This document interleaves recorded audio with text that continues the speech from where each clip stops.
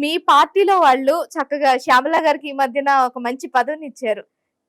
YCP రాష్ట్ర అధికార ప్రతినిధి అని. అంటే మరి ఇంత పెద్ద పెద్ద వాళ్ళు సీనియర్‌లుండగా 3 నెలల క్రితం వచ్చిన శ్యామల గారికి అంటే ఇవ్వడానికి రీజన్ ఏంటి? మరుగుతుంది బాగాని. బాగా 'డాబర్ మ్యాన్' కన్నా బాగా పిట్ బుల్ అని ఉంటది కుక్క తెలుసా? దానికన్నా బాగానే మరుగుతుంది. అందుకని చెప్పి ఇచ్చినారు. ఓకే. No worries. బాగానే మరుగుతది. కానీ ఈ రోజు మరగలా. మరి ఏడుండాదో తెలీదు. ఏ హోటల్‌లో ఉన్నదా, షూటింగ్‌లో ఉన్నదా, ఇంట్లో ఉన్నదా తెలీదు. ఓకే. మరి ఎక్కడ ఉండదో తెలీదు గానీ ఈ రోజు మరగలా. ఈ రోజు కూడా మరగాల్సింది కదా బయటకొచ్చి. పోసానగాడు కూడా వచ్చి మరిగినాడు ఇప్పుడు. బుధాలు ఎగరేచ్చ వచ్చి మరిగినాడు. మరి ఎందుకు మరగలేదనేదే నా డౌట్. ఓకే. సో ఈవిడ చేసిన కష్టం అంతా ఆయన కళ్ళల్లో పడ్డానికే. ఎవరు? శ్యామల గారి ఏ ఊరు మామదా? ఏ ఊరు అంట? నాదా? నీది కాదు ఆమెది. ఆవిడది నాకు తెలీదు. ఉండేది ఏడామా? హైదరాబాద్. ఉండేది హైదరాబాద్ లో. ఆ రాష్ట్రంలో జరిగేటి ఏం బొక్క తెలుస్తుందనుకో. లేదంటే ఏమన్నా షాడో ఏమన్నా ఆంధ్రాలో పెట్టొచ్చిందా? వాళ్ళు చూసి ఆడ షాడో చూసి చెప్తా ఉంటే ఇంక తెలిసేదానికి.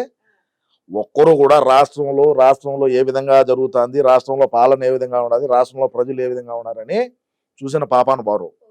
గొట్టాలు ఎత్తుకోవచ్చు, మైకులు ఎత్తుకోవచ్చు, ముందు పక్క పెడితే ఓమని గెజ్జలు ఎగురుతా మాట్లాడతారు. అంతకు మించి తప్ప ఏముండదు. ఈ యాంకర్ శ్యామల కన్నా ఆంధ్ర రాష్ట్రంలోకి రాంటా ఉంటే 2 సీట్లన్నా వచ్చు మాకు. వంగాగీత గెలుచాదు అని వంగాగీత నాకు ఇచ్చింది నేల. ఉండే టెంకాయ చెట్లు అవన్నీ అమ్ముకొని ఇక్కడ డబ్బులు పంచింది పిఠాపురంలో. ఎవరు? వంగాగీత. ఈరోజు వంగాగీతకి ఛార్జీలకి డబ్బులు లేవు. ఎవడు మా అన్న రూపాయి ఇచ్చాడా? శ్రీవారి ఉండిలో వేసింది మళ్ళీ వెనక్కి తీసుకుంటావు నువ్వు. మా అన్నది కూడా అంతే పరిస్థితి. వన్స్ ఇయటమే కానీ ఆయన ఎక్కడి నుంచి తిరిగి ఇయటమే ఉండదు. ఆ యాంకర్ శ్యామలాకి ఏదో ఫ్లాట్ ఒకటి ఇచ్చినారు, ఏదో ఒక మంచి విల్లా ఒకటి ఇచ్చినారు. వాళ్ళ మొగుడిది ఏదో ల్యాండ్ సెటిల్మెంట్, ఇంకోటి ఏదో డబ్బులది ఏదో సెటిల్మెంట్ ఉంటే ఏదో క్లియర్ చేశారని చెప్పి నీ ఇష్టానుసారంగా నువ్వు మాట్లాడుతూ ఉంటే ఎవడేడ చేతులు కట్టుకొని ఎవరు కూర్చోరు. ప్రజాస్వామ్యంలో ఉన్నావు అనేది ఎవరు గుర్తు పెట్టుకొని మాట్లాడాలా. సో ఇందాక మీరు అన్నట్టు కుక్కకు బిస్కెట్లు వేసినట్టు ఒకటి ఇచ్చి మొరగమని వదిలేదు అంతే. ఇంకేం దాంట్లో దానికి ఏమి జీతబత్తాలు ఏమన్నా ఇచ్చారనే ఇలా ఎలక్షన్ టైంలో నాకుతా 5 ఏళ్ళు మరగాల్సిందే ఇంకా. సో ఈ జనాలు మొత్తం 2029 వరకు కూడా ఉంటారన్న నమ్మకాలు ఏం లేవైతే. ఎవరు? ఈ బ్యాచ్ ఎంత, ఈ పేటిఎం బ్యాచ్ ఎంత? ఎవరు ఉండరు, ఒక్కొక్కరే పోతారు. ఎవడున్నా ఎవడు పోయినా అన్నకు నేనుంటా చాలు. అది ఎవడన్నా ఉండి ఎవడన్నా పోని. అన్నను మళ్ళీ ముఖ్యమంత్రిని చేసుకునేదాకా 2039 కానీ 49 అయినా సరే ఆనంతో ఉంటే ఖచ్చితంగా ముఖ్యమంత్రిని చేసే వరకు నా ఈ పోరాటం ఆగదు. అట్లా చెప్పే 2024 మోసం చేసి పడేశారు. ఎవరు? మీరే. నేనేం చేశాను? నేను ఆ రోజు అదే మాట మీద ఉండా, ఈ రోజు అదే మాట మీద ఉండా. అన్నను ముఖ్యమంత్రిని చేసేదాకా నా ఈ పోరాటం ఆగదనే చెప్పినా, ఇదే ఈ రోజు అదే చెప్తున్నా. ఒక రోజైనా అదే చెప్తా. ఎప్పుడైనా ఇదే మాట కట్టుబడే ఉంటాడు ఈ సీమరాజా. గుర్తుపెట్టుకోండి. ఏమన్నా మారితే చెప్పలేమేమో, మళ్ళా అదే చెప్తున్నా. పార్టీ మారితే ఏమన్నా చెప్పలేనేమో. ఎందుకన్ను సొంత చెల్లెలే మారింది పోమ్మా స్వామి, మాదేంది బొక్కాడా. సొంత చెల్లెలే మారినప్పుడు తల్లే చెప్పింది మా వాడికి ఓటేద్దు, నా కూతురికి ఓటేయండి, నా కూతురిని గెలిపిండి అని చెప్పి. మరి నాదేంది ఇంకా ఏదో అన్న మీద ప్రేమతో తోసుకొని పోతా ఉన్నాం. ఎన్ని రోజులు తోస్తాయి నిలబడిన పొద్దు మాట్లాడదాం. సో మీకు కూడా నమ్మకం లేదు మీరు దీంట్లో ఉంటారో లేదు? నమ్మకం లేదంటే నమ్మకం ఉండబట్టే కదా నువ్వు ఇక్కడ కూర్చొని మాట్లాడుతున్నావు. నమ్మకం లేకంటే నువ్వు ఎందుకు కూర్చొని మాట్లాడతావు? నమ్మకం ఉండబట్టే కదా మరి. ఓకే.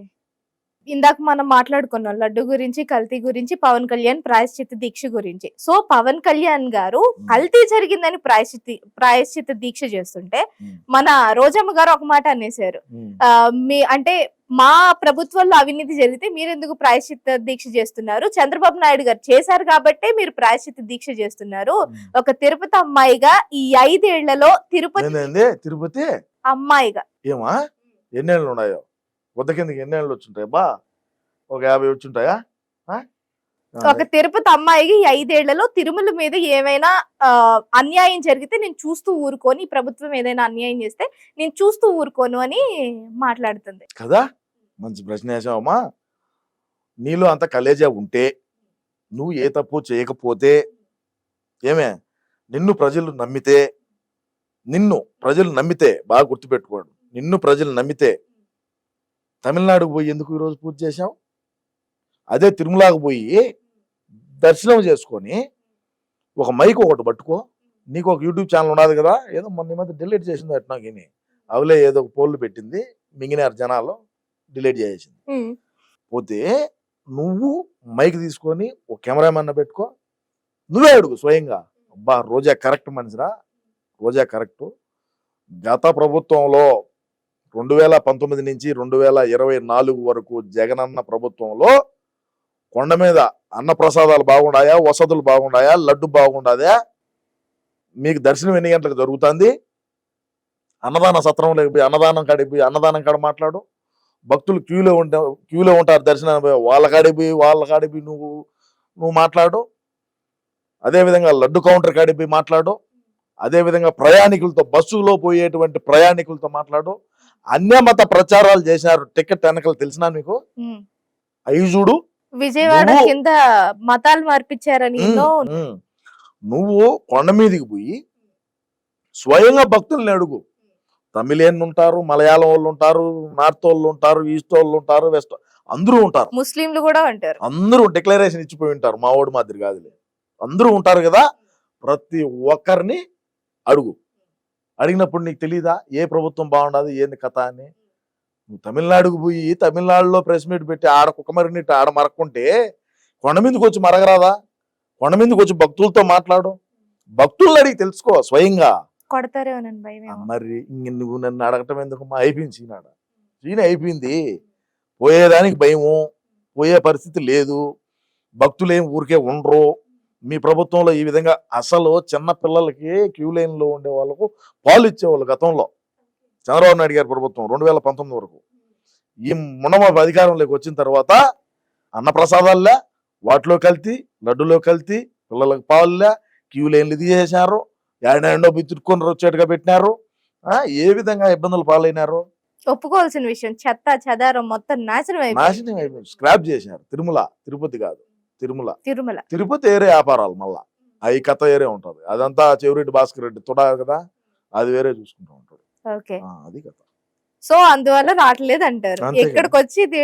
ఇక్కడికి వచ్చి మాట్లాడితే ఒక్కొక్కరు కుక్కరు కొట్టినట్టు కొడతారు అని తరిమి ఊరికే కాదు. ఆల్రెడీ చెప్పేశారు మీరు. అంతకు ముందే ఓ మాట అనేసారు. జగన్ గారు మీ ప్రభుత్వం ఒకవేళ మీ ప్రభుత్వం రాకుండా కూటమి ప్రభుత్వం గనక వస్తే మళ్ళీ ఎవరు ఒక్క పట్టాను కనపడరు, ఎవరు రోడ్డు మీద కూడా నిలబడరు అని. అది నిజంగానే నేను చెప్పినా జరుగుతుంది. కదా, నేను గతంలోనే చెప్పిన, ఇప్పుడు కాదు. 2000 నేను డిసెంబర్లోనే చెప్పిన, జనవరి డిసెంబర్ ఆ టైంలోనే చెప్పిన.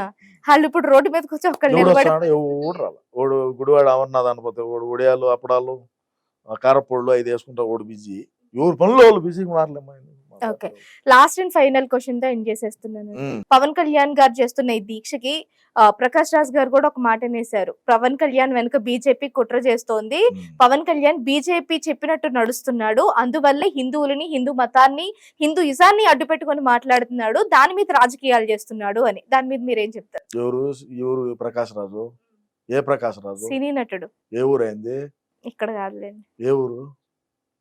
కర్ణాటకనా? చెన్నై. ఎవరు ఏం ఆడతానలేదు అంటున్నాగా. ఇటువంటి గడ్డి తినే పవన్ కళ్యాణ్ గారే హెచ్చరించినారు. సినిమా వాళ్ళు ఎవరైనా సరే మీరు మాకు సపోర్ట్గా, అదే హిందూ ధర్మానికి సపోర్ట్గా మాట్లాడండి, లేదా మీ పని మీరు చేసుకోండి. వీడికి ఎందుకంట? వీడు ఏ రోజైనా కొండ మీద పోయినాడా? వీడికి కలియుగ దైవం వెంకటేశ్వర స్వామి గురించి ఏమి తెలుసు? చరిత్ర ఏం తెలుసు? హిందూ ధర్మం ఏంది, సనాతన ధర్మం ఏంది అనేది తెలుసా? తెలిసిన బోకులు ఎవరు మాట్లాడరు. నీ కులం నీ గొప్ప, నీ మతం నీ గొప్ప, నా కులం నాకు గొప్ప, నా మతం నాకు గొప్ప, నేను నిన్ను వేలెత్తి చూపిస్తే తప్పు. ఎవరిని చూపించకూడదు. ఎవడిది ఓడుకుంటుంది, ఓడి మనసులో ఉంటుంది. కానీ నువ్వు ఆ మాదిరి బయటకు వచ్చి మాట్లాడినావంటే, హిందువులు అందరూ ఏకమైనారంటే నీ బతుకు సినిమాలు ఉండదు, నువ్వు ఏడ నిలబడలేవని ఈ సందర్భంగా తెలియజేస్తాను. Okay, thank you. Thank you.